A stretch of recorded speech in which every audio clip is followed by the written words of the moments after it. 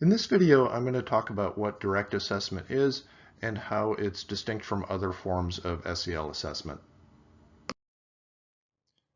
There are several methods of assessing student social and emotional learning skill, and I'd like to contrast three of them, and I'd like to do so in relation to a specific skill.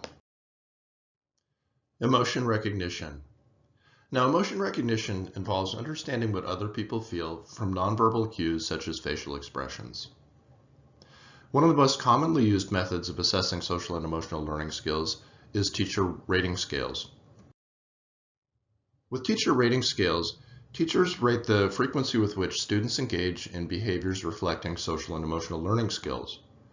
So with regard to emotion recognition, a rating scale question might look like this. Understands what peers are feeling, and then the teacher would rate the frequency with which students engage in that behavior. Another commonly used method of assessing social and emotional learning skill is self-report. With self-report, students rate their own social and emotional learning skills. So for emotion recognition, a self-report item might look like this.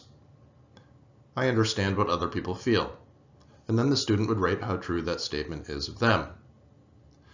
Another method of assessing social and emotional learning skill involves direct assessment.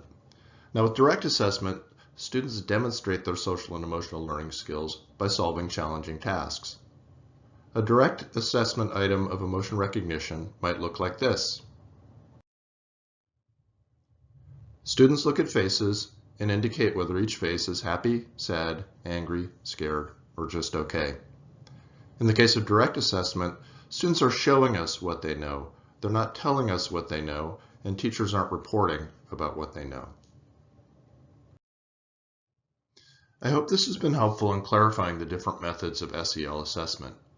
SELweb, our SEL assessment, uses predominantly a direct assessment approach to measure four skill areas: emotion recognition, social perspective taking, social problem solving, and self-control.